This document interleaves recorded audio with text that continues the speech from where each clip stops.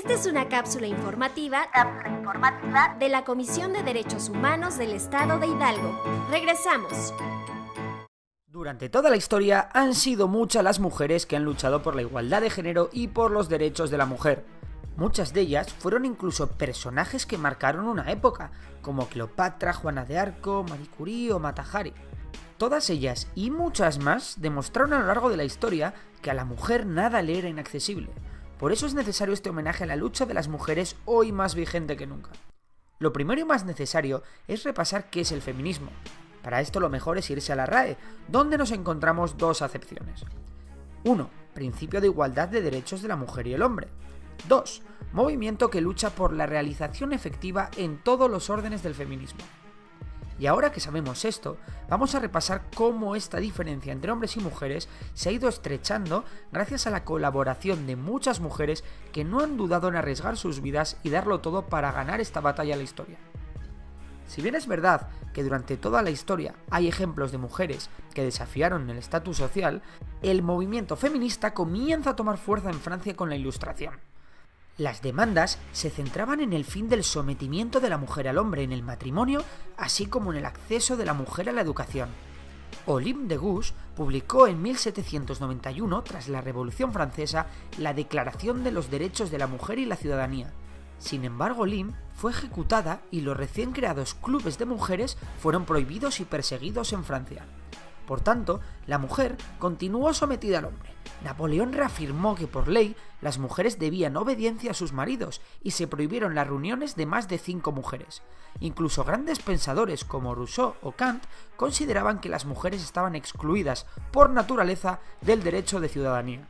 Sin embargo, la semilla plantada en la Revolución Francesa germinó y las mujeres continuaron reclamando derechos y organizándose de manera clandestina.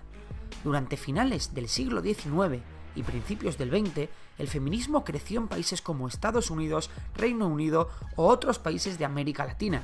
Conocida como la primera ola del feminismo, las mujeres fueron más allá y comenzaron a pedir la inclusión de la mujer en la vida política y un derecho que aún estaba reservado para los hombres, el derecho a voto.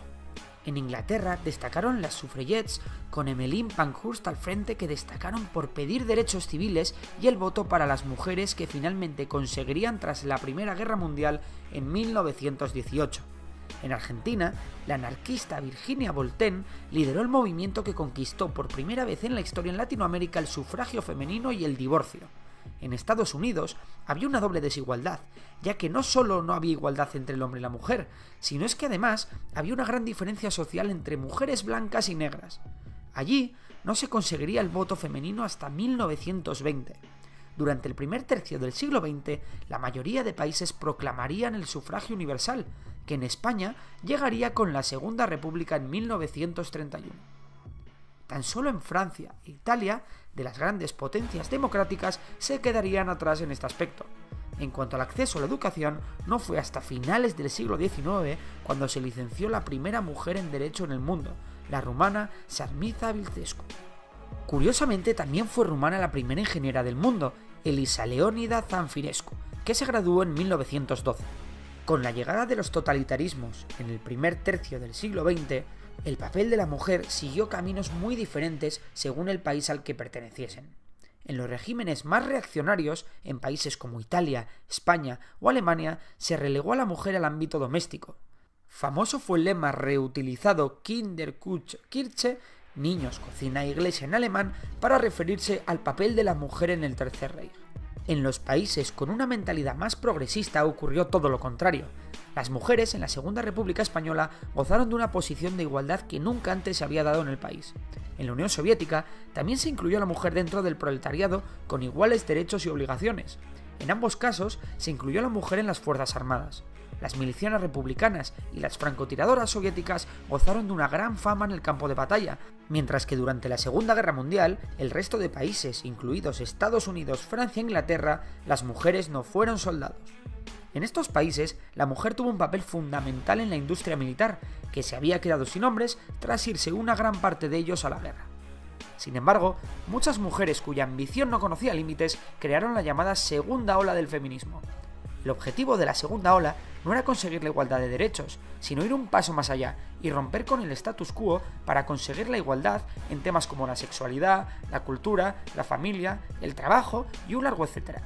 Esta ola abarca desde el final de la Segunda Guerra Mundial hasta finales del siglo XX.